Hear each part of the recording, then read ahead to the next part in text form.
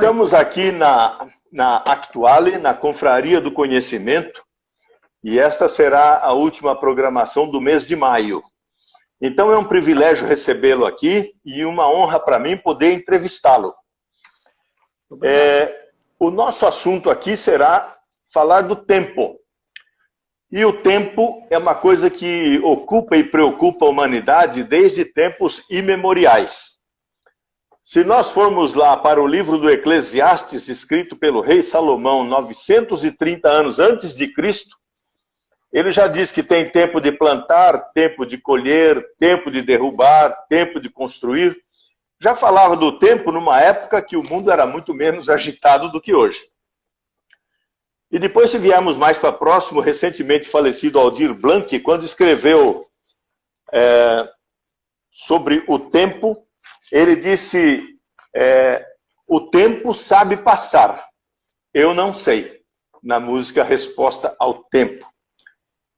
Nós estamos aqui com o privilégio de falar contigo, porque sabemos que o senhor é um craque na gestão de tempo. Quando eu li as suas atividades, sabendo que todos temos 24 horas por dia, eu me perguntei como é possível, né? Então, sabendo agora que essa experiência se tornou um livro, eu gostaria muito de saber do senhor algumas coisas sobre isso e vamos então conversando. Temos aqui ainda 40 e poucos minutos para brindar o pessoal que nos dá a honra de estar ouvindo sobre o seu conhecimento sobre o tempo. Vamos lá? Vamos, na verdade, Osmar, obrigado por me ter aqui no seu espaço. E, na verdade, o livro surge exatamente dessa indagação que você acaba de fazer, né? O livro surge de momentos em sala de aula, porque o que acontece?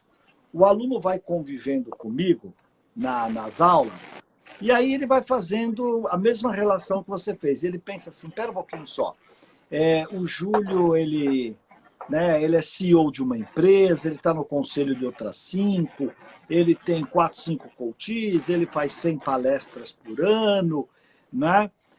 E ainda vem aqui dar aula, tem a coluna diária na CBN, ainda vem aqui dar aula. É mentira, ele não faz tudo isso.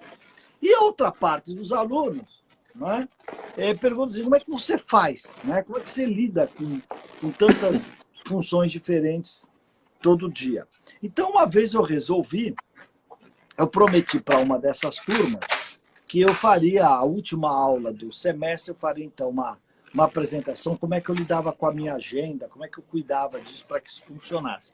E eu confesso a você, Osmar, que nem eu sabia que eu tinha um método.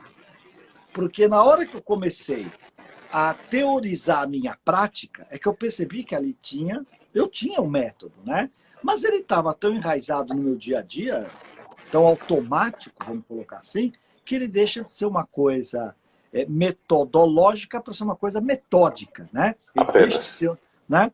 E aí eu comecei a explicar para eles como é que eu fazia. E aí 2 alunos dessa turma, especificamente, falaram, professor, genial, você tem que ir lá na minha empresa falar esse negócio. E você também é um palestrante, você sabe, quando a gente tem que fazer uma apresentação maior, aí o que você faz? Você faz uns slides, aí eu já trabalhei um pouquinho o tema, fiz essa palestra que de boca em boca começou a ser solicitada, né? Começou a solicitar. E como começou a ser solicitada, eu falei, bom, agora é só eu olhar para os slides que eu fiz, eu escrevo um livro. E aí saiu o livro, que no primeiro momento ele tinha o título usando a palavra tempo. O título provisório dele era Quanto Tempo o Tempo Tem, né?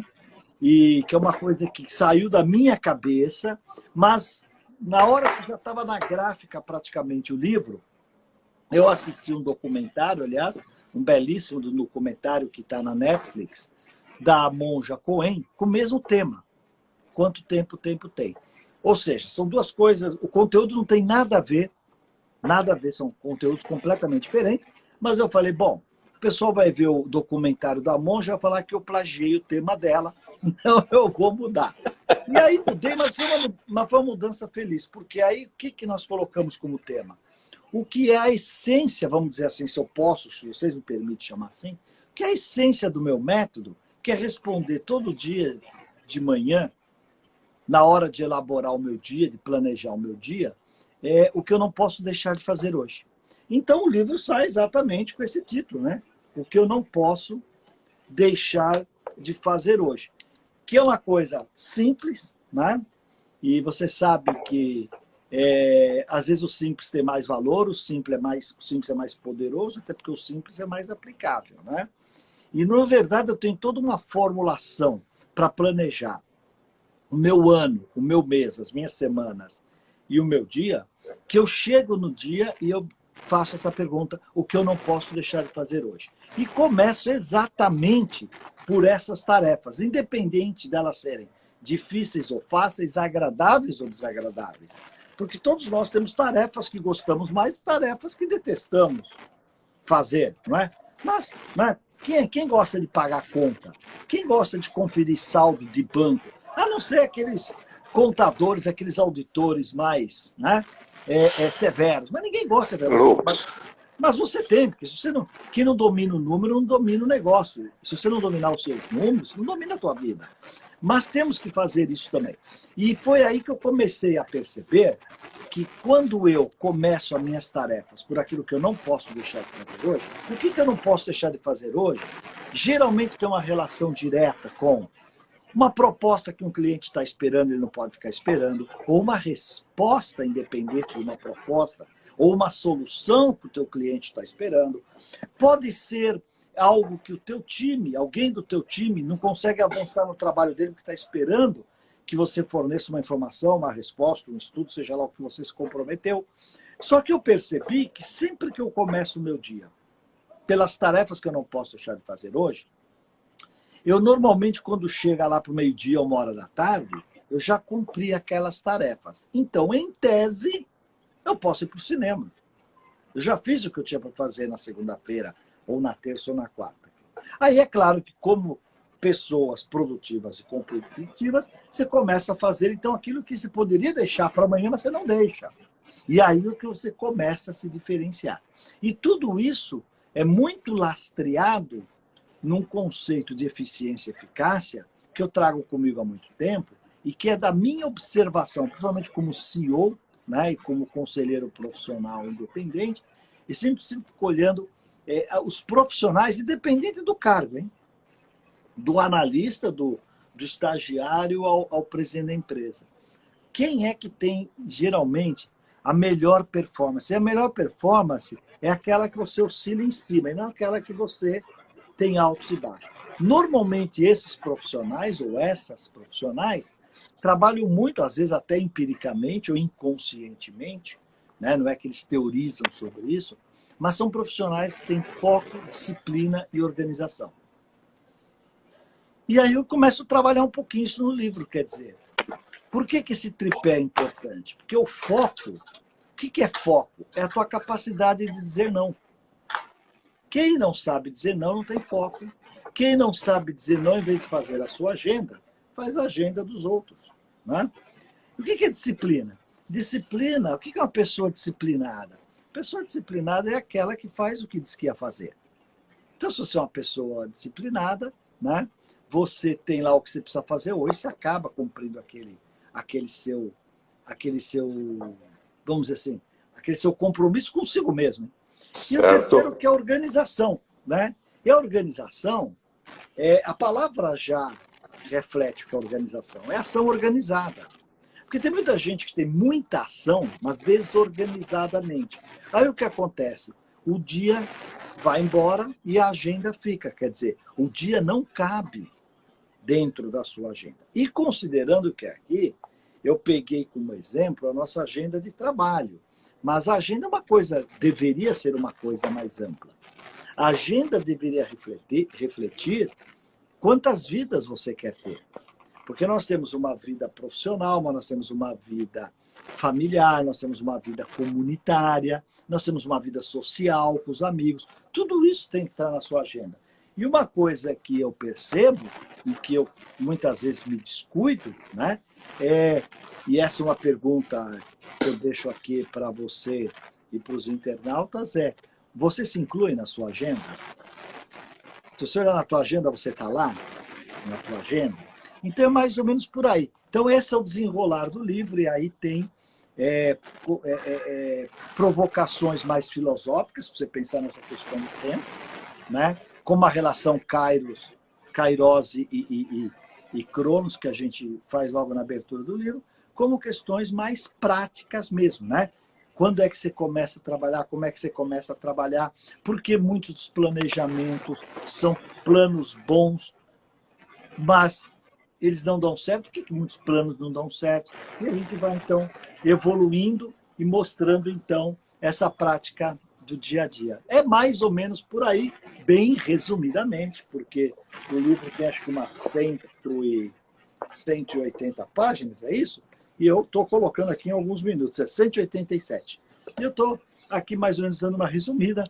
É o 9º livro, e como todos os meus livros, com exceção da Economia do Cedro, que é um livro mais conceitual, né, sobre sustentabilidade, várias, econômicas, ambiental, etc. Esse é um livro do meu dia a dia, que é um livro ferramenta, que é um livro fácil de ler, prático de ler, e que dá até para ser estudado e tirar suas conclusões e, quem sabe, mudar para melhor alguns aspectos da sua vida, do seu dia a dia. Perfeito. Professor Júlio, há pessoas que são donas do seu horário. Um CEO, por exemplo, tem compromissos a cumprir, mas não tem um cartão para bater ponto. Outras pessoas têm um horário a cumprir, além dos compromissos a cumprir. Como o senhor vê essa questão? É mais fácil ou mais difícil administrar o tempo sendo obrigado a comparecer num determinado horário ou sendo livre para administrar? O que requer mais disciplina a respeito da utilização do tempo? E eu já gostaria de emendar uma outra questão. Nós estamos vivendo um tempo de crise global em que o mundo digital está crescendo abruptamente e o home office tomando conta de muita coisa. Trabalhar em casa, como fica a gestão do tempo de quem trabalha em casa? Eu acho que para ambas as perguntas tem uma resposta, que é a questão da disciplina, né? Eu vejo hoje, e na nova economia cada vez mais, trabalhar-se menos por tempo e mais por produção. E esse fato de trabalhar com a produção, seja no escritório, seja em casa, eu acho que ele tem a mesma medida, né? Quer dizer, você pode medir o seu tempo pelas 8 horas que você passa no trabalho, mas dessas 8 horas, você chega, arruma a sua mesa, toma o seu café, sai para o almoço, volta do almoço, à tarde faz um outro break, aí uma piadinha daqui, responde um WhatsApp dali, tira o teu extrato do banco, confere a Mega Sena. Quantas das suas 8 horas efetivamente você produziu?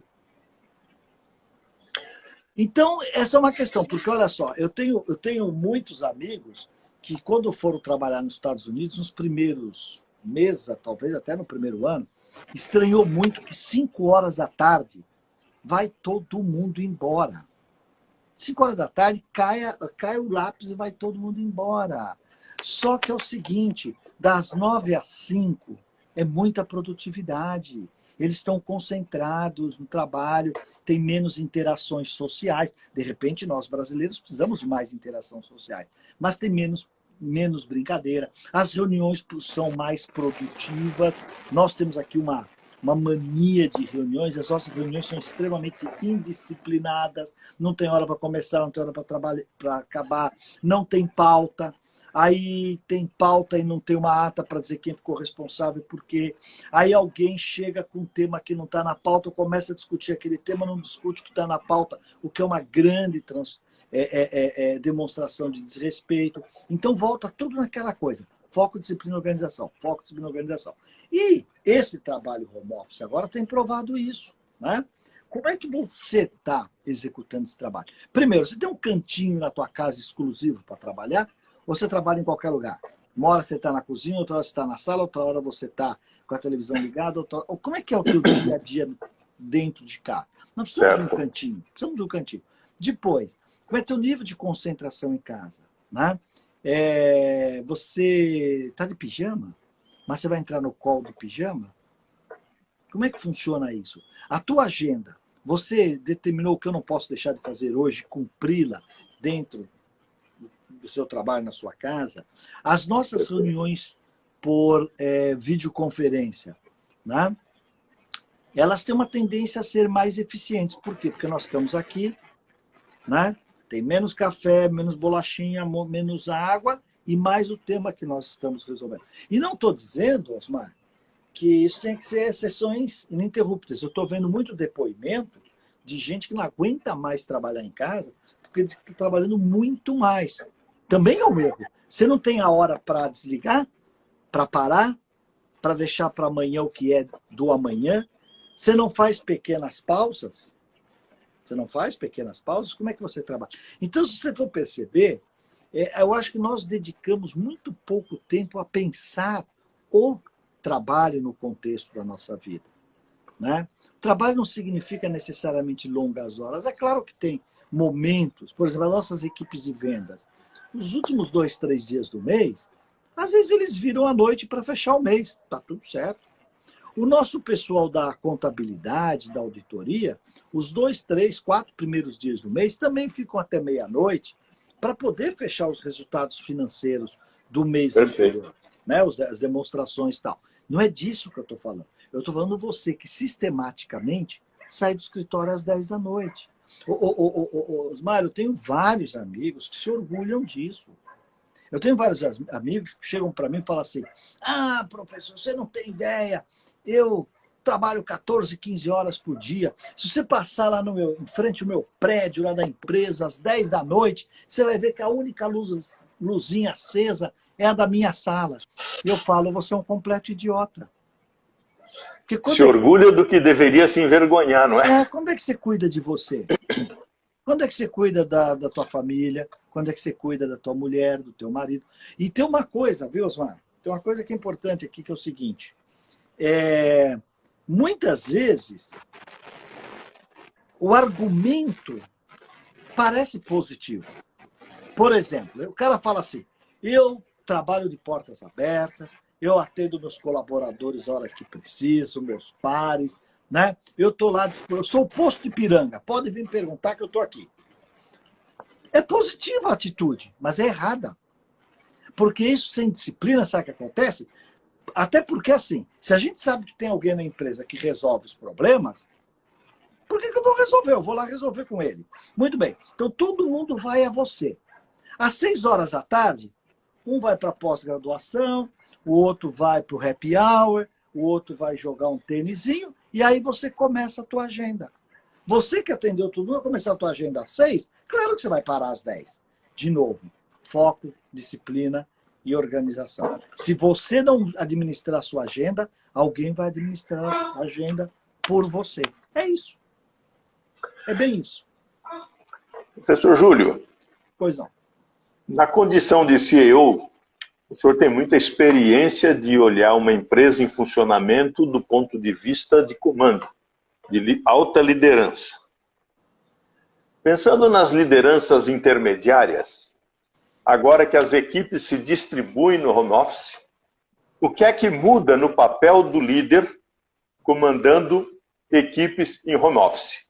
Quando o senhor falou do nosso hábito de perder muito tempo durante o dia, eu tive uma experiência profissional na Alemanha e no início ficava chocado, porque as pessoas mal me cumprimentavam, já despejavam o assunto, queriam resposta, era uma secura cavalar.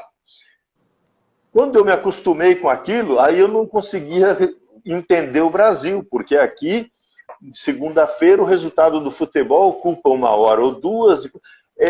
A gente para ser atendido no banco, o caixa fica conversando com outro caixa, assuntos dele e a fila esperando. É uma indisciplina absurda. Eu sempre vi nisso uma certa passividade da liderança, da chefia. Quem é o chefe que devia estar dizendo aqui, pessoal, a fila é mais importante do que o assunto de vocês. Agora vem o esparramar a equipe. O papel da liderança fica mais fácil ou mais difícil? Eu acho que ele fica diferente, nem mais fácil, nem mais difícil, né? Vamos entender o seguinte, nós estamos migrando para a era da colaboração, né? Que permeou primeiro a nova economia com as empresas de tecnologia, mas hoje, quando a gente olha para a capacidade de inovar, de disruptar, de fazer as coisas mais simples, mais rápidas e mais baratas das chamadas empresas da nova economia, nós também da velha economia falamos, opa, o que está mudando aqui? Eu também preciso mudar. Então, nessas mudanças, nós sabemos que algo fundamental é sim o papel da liderança e das equipes chamadas de alta performance. Hoje se trabalha muito mais em colaboração. Antes era assim, né? Tinha aquela frase horrível, manda quem pode, obedece quem tem juízo. Não, hoje deixa eu consultar o time para ver como é que a gente faz isso aqui, né? Hoje a tua capacidade para perguntar e ouvir tem que ser muito maior do que aquela para falar e ensinar, né? A transparência hoje da liderança significa que antes o poder estava em quem sabia, hoje o poder está em quem compartilha esse conhecimento até para ele ser melhorado. O jovem hoje, ele não faz o que você diz, ele faz o que você faz. Então, essa liderança tem que estar muito presente. Que no ambiente da fábrica, do escritório, é você não ficar trancado numa sala, é você estar efetivamente no ambiente de trabalho dos seus funcionários no dia a dia. E hoje, com o home office, talvez essa presença tem que ser maior ainda. Quantas vezes por dia você conversa com a sua equipe que está remota? E mais, né? Se você puder fazer um call com imagens, talvez é melhor que falar somente ao telefone, né? Mas tudo bem, o telefone vale, os messengers, os WhatsApps da vida também vale, a interação é muito grande. Eu tenho um amigo meu que ele é CEO de uma grande rede de franquia e ele tem um WhatsApp com os gerentes das franquias. Então ele tem lá, sei lá, 1000 nomes interagindo com ele. E ele é um cara disciplinado. Então, de manhã, ou se ele tem lá um novo produto que vai entrar em promoção, que será uma grande compra, ele já vai lá e coloca no WhatsApp. Ó, pessoal, compramos um lote disso, está chegando aí nas lojas, vão receber assim, assim, isso é legal para o cliente, assim, assado, tal, tal. Ou seja, a liderança, mais do que nunca, é aquela que forma novos líderes, é aquela que compartilha conhecimento, é a liderança presente, né? É o líder que sabe que o maior compromisso dele é formar novas lideranças para o negócio. O bom líder não quer seguidor, não, Osmar. Quem quer seguidor é esses caras aqui de Instagram, tipo nós dois aqui, né? Buscando seguidor. Não, o líder ele quer formar novas lideranças. E, em última instância, né, o líder é aquele que serve, não é aquele que se serve. Né? Aquela coisa de ser servido é da gerência e da chefia lá da década de 70, de 80, né? Que você era promovido, ganhava uma sala bonitinha, né? E aí trazia um café na sala. Não, o líder hoje vai até o café, que quando você vai até o espaço de café, informalmente você conversa com o teu time e até com aqueles que não são seus reportes direto. E isso é muito importante, isso é fundamental. E nessa época de isolamento social, a dica é exatamente essa.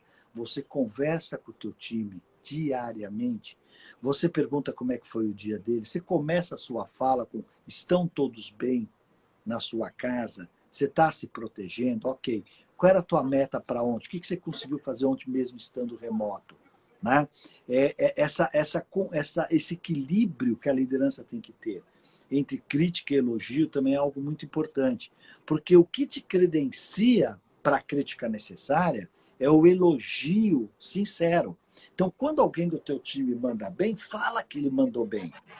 Apoia. Porque a hora que você tiver que também ter uma correção, ele vai ouvir. Porque, olha, Osmar, tem duas coisas que essa moçada não leva mais em consideração. O crítico contumaz, né? E o elogiador babão. Né? O cara só elogia, entra por aqui, sai por aqui. O cara só critica, você está criticando, tem um outro cara atrás, não, deixa ele falar, esse cara só critica. Então, esse equilíbrio, né? E essa coisa da liderança pelo exemplo. Não é ser fake, não. Não é moldar quem você é ao time, mas é você entender que nós vivemos uma sociedade diferente. Apesar de todos os radicalismos aí, políticos, essa discussão toda, né, acho que uma grande perda de tempo e de oportunidade que a gente está tendo de não ouvir o contraditório, de não ouvir aquele que pensa diferente com a gente, mas respeitar sobremaneira a opinião contrária, a gente perde porque a gente deixa de aprender, né? Se você ficar só com aquilo que você sabe, você vai morrer com aquilo que você sabe. Perfeito. Agora, se eu me interessar por aquilo que você sabe e eu não sei, eu vou acumular um capital intelectual de conhecimento maior até para fazer a minha passagem. Diz que a passagem com sabedoria é mais fácil, viu, Osmar? Professor, com o crescimento do mundo digital, percebe-se que os clientes passam a querer cada vez mais a experimentação. A palavra de ordem hoje é experimentar. Então, quem vai vender vinhos faz uma degustação. É isso, estou te ouvindo, deixa eu acender a luz aqui. Mas tô te ouvindo. Quem vai vender carro faz um test drive. Sim. E então, hoje, no mundo virtual, quem vai vender alguma coisa não basta mais a foto, precisa de um vídeo, precisa levar o mais próximo possível da experimentação. E eu sei de gente que está tentando fazer test drive virtual para carro, para o cliente sentir como se fosse nesses jogos de Xbox, PlayStation. A questão da gestão do tempo. Quando o cliente me demanda mais experimentação do que simplesmente informação, eu tenho que me tornar mais produtivo, demandando cada cliente mais tempo meu. Como conciliar isso com produtividade em termos de volume? Eu preciso atingir uma meta e agora cada um me consome um pouco mais de tempo, porque experimentar é mais demorado do que simplesmente expor, né? Como o senhor vê essa questão no futuro que começa agora? Porque o mundo digital está se aproximando. Pessoas que nunca usaram o telefone celular para algo além de uma ligação, hoje estão pedindo comida por telefone, comprando remédio, fazendo supermercado. Quer dizer, assim que passar a atual crise global, jamais vai voltar a ser o uso digital do jeito que era antes. Então, nessa nova configuração, a gestão do tempo nas demandas todas para um cliente que busca mais experimentação. Como o senhor vê isso? Não, o que acontece é o seguinte, eu acho que tem duas coisas aí que vão, na minha opinião, ganhar relevância. Marca e atendimento. Então, marca, que é o conjunto das experiências que você teve com aquela marca, o relacionamento que você teve com quem representa aquela marca. O que eu quero dizer é, na minha opinião, o papel dos vendedores, dos balconistas, dos barbeiros, das manicures, vão ficar cada vez mais importantes para os nossos negócios. A tecnologia, ela vem facilitar, ela melhora a distribuição, ela barateia a distribuição, ela melhora a logística e com isso a gente tem expectativa que melhore qualidade, serviços com menores custos. Mas o fator humano, na minha opinião, vai ser cada vez mais relevante. Nós já aceitamos entrar no Internet Bank e fazer as operações sem nenhuma interface, né? Mas na hora que você quer aplicar, você não liga para o teu gerente? Ora, se isso fosse verdadeiro, o maior exemplo hoje de sucesso, de êxito, em aplicações financeiras, a XP. Como é que a XP deslanchou? Ah, XP, nova economia, banco digital, nada disso. A XP tem 10 mil brokers. Ela tem 10 mil brokers que liga para o Osmar e fala, olha, Osmar, você está aqui num fundo multimercado, o rendimento dele está baixo, por que você não migra para cá, ou para lá, ou para não sei para onde? Né? Então, você imagine o papel que tem a nossa linha, que vai ter e que tem a nossa linha de frente. Ah, mas a experimentação, então, a experimentação é o seguinte, você liga, se você tiver uma relação com o teu vendedor de confiança, você chega no teu cabeleireiro, no teu barbeiro, né? E você diz para ele como é que você quer que corte o cabelo, ele já sabe. Como apara esse bigode, ele já sabe. Se você quiser diferente, você vai ter que pedir para ele. Ou o que a gente faz? Escuta, o que você acha se eu desse uma tingida aqui no meu bigode? Não é isso? Você vai perguntar para ele. Mas sabe por que Isso você vale para pergunta? mim, né? Mas sabe por que você pergunta? Porque você confia. Então, veja bem, o principal atributo dos homens e das mulheres de negócio, dos homens e das mulheres de vendas, vai ser a credibilidade.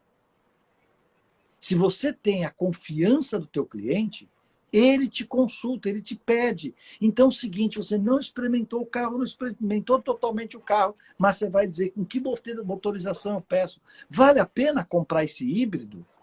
Não vale a pena comprar esse híbrido? Como é que funciona? Então, eu acho que essa coisa da interação humana vai ser cada vez mais relevante. Sem esquecer que sim, que a gente vai na internet e tudo mais e faz uma série de simulações e até experimentações. Tudo bem, a gente não vai lá e não dirige o carro, mas você sabe as opções de cores, a opção de estofamento, né? Você sabe as opções de garantia estendida e tudo isso. Então, olha só, o que está acontecendo? É uma das empresas que eu estou no conselho, já estou há 4, 5 anos lá, é a Aramis, né?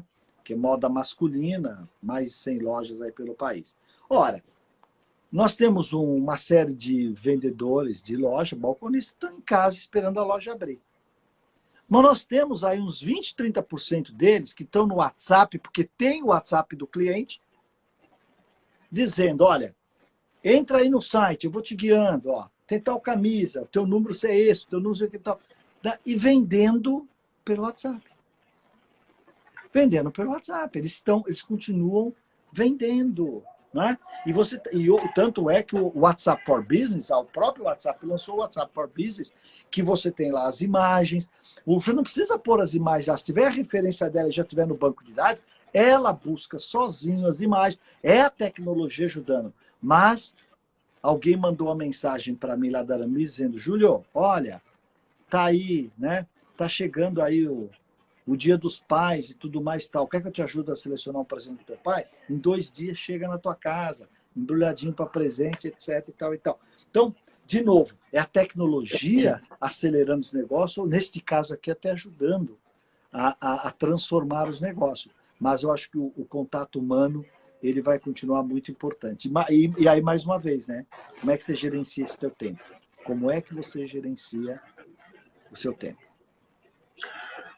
Eu tenho estudado uma consequência deste momento. A crise global está trazendo uma coisa que é o incremento da agilidade.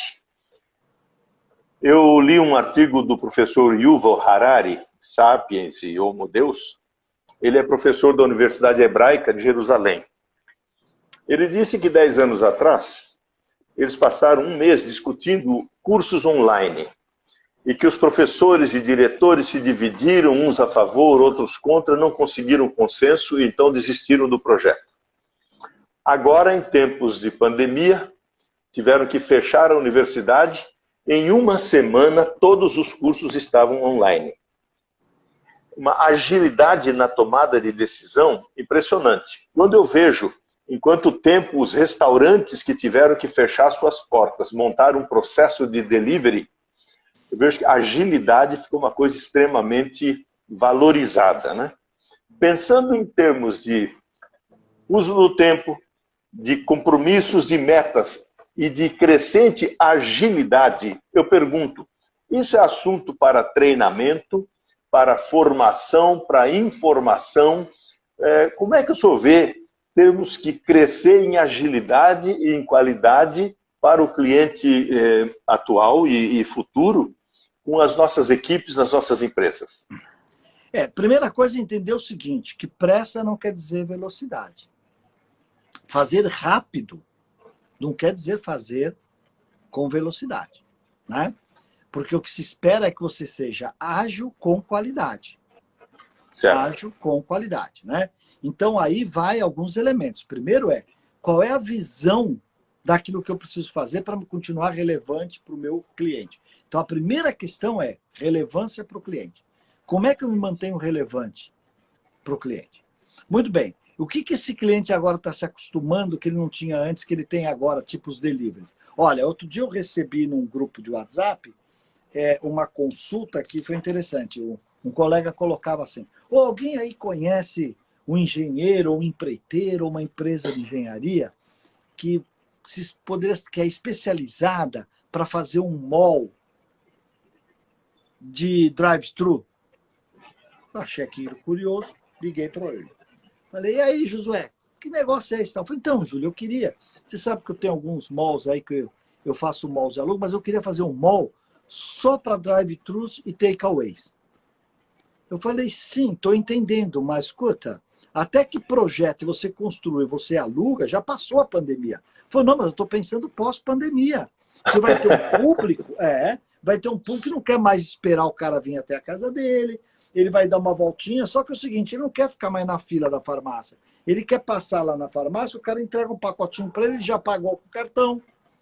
Porque aí ele passa na farmácia, na padaria, pega o pãozinho, passa lá no Burger King, pega lá o hambúrguer e volta para casa. Quer dizer, ele quer fazer um mall só para takeaways, né? Então, percebe, muita coisa vai ser mudada. Então, quando a gente fala de agilidade, de velocidade, é você, primeiro, ao escutar o que efetivamente o cliente quer de você. Você sabe que eu sou CEO da Ecos. A Ecos é um laboratório de inovação, onde a gente tem uma escola de Design Thinking, que é a Design Thinking, né? Fomos os pioneiros a trazer a metodologia do design para a inovação, para a disruptura, para a resolução de problemas complexos. E lá, então, a gente tem os cursos abertos, os cursos em companies e a área de projetos. A área de projetos nada mais é que a gente entrar na empresa e passar para eles a cultura do design, né? A ideia do design é exatamente o que aponta, é o que você falou, que é a prototipação, que é a experimentação. Na verdade, grosso modo, design thinking é empatia, colaboração e prototipação. Quando você faz isso metodologicamente bem feito, melhor, metodicamente bem feito, você lança, por exemplo, um novo produto digital que você nem imaginava que você tinha, sei lá, 10 semanas. Se você imaginar que a Gillette ficou 6 anos para pôr a terceira lâmina no barbeador. Imagine. Você lançar um produto digital em 10 semanas, mas isso hoje não é criatividade, não é a maçã do Isaac Newton que caiu na cabeça dele, não é nada disso, gente. Isso não é criatividade, é inovação. Criatividade é você pensar o novo. Inovação é você fazer o novo acontecer, porque tal qual organização tem um sufixo ação. Isso significa fazer, colocar em prática. Inovação é você fazer algo que você nunca fez antes. Quando você descobre algo que você nunca fez antes e que ninguém também fez antes, aí é disrupção. Entendi. Perfeito. Professor Júlio, nós estamos chegando ao final e, infelizmente, poderíamos conversar muito mais aqui, mas sabemos que o Instagram corta aos 60 minutos, né? Sim, sim. Então, eu gostaria de agradecer muito a sua disponibilidade, os seus ensinamentos. Obrigado. E certamente eu o faço em nome de todos aqueles que estão nos assistindo, não são poucos, e eu também agradeço a eles a audiência e pediria as suas palavras finais, desejando muito sucesso para o seu livro e que venham outros. Então, olha só, eu acho que a primeira coisa é o seguinte, obrigado a você, internauta, que está aí no site da Actuale, dizer se você acha que tem aqui alguma conversa interessante para alguém, Osmar, salva no final essa apresentação, sabe que você pode salvar, fica aí no site da Actuale, né? Eu vou tentar salvar no meu também, você pode indicar para as pessoas assistirem depois. Apesar do comércio fechado, as livrarias digitais estão todas vendendo, né? Então você acha na Cultura, na Saraiva, na Amazon também você acha o livro, que aí você tem um conjunto, aproveitar aí o isolamento para ler. E se você preferir o curso, porque isso é uma coisa que eu esqueci de falar. O que nós fizemos também foi o seguinte, Osmar, com essa coisa da pandemia, o livro que foi lançado durante o isolamento, e com isso eu perdi as diversas palestras e lançamentos para promover o livro, por outro lado, esse tema ficou mais relevante ainda. ficou mais relevante ainda. Então, o que nós fizemos? Eu gravei 12, é muito simples, muito gostoso assistir. Eu gravei 12 aulas, são mais ou menos 12 aulas aí de 7 minutos, 8 minutos, então 1 hora e pouco se você fizer tudo de uma vez. Gravei o curso, né, sobre a eficiência do tempo, quer dizer, né, é o tempo que você quer ter. Então, existe o curso você pode entrar no meu site, né, carlosjulio.com.br, logo na abertura lá tem um bannerzinho, você clica, você pode comprar o curso e começar a fazê-lo ainda hoje. Ou então está aqui o livro, ou então aqui já demos um monte de dicas, ou nos acompanhe nas redes sociais, tem a minha coluna na CBN, ou seja, daqui a pouquinho às 19h25 eu estou no ar aí para todo o Brasil. Hoje eu vou dar dica de 2 filmes ligados a negócio para você se divertir no final de semana, tá? Às 19h, já estou dizendo, ó, um spoiler aqui, hein? Vou dar dica de 2 filmes hoje. Osmar, super obrigado, um grande abraço para você. Muito obrigado, a Toalha agradece a presença de cada um aqui, lembrando que ela é uma curadoria de conteúdo e está disponível para vocês e buscando sempre informações novas e que permitam a cada um de nós crescer nos nossos objetivos pessoais e profissionais. Professor Júlio, muito obrigado mais uma vez. Obrigado e até você. uma próxima. Um abraço para vocês. Tchau, tchau. Igual. Tchau, tchau.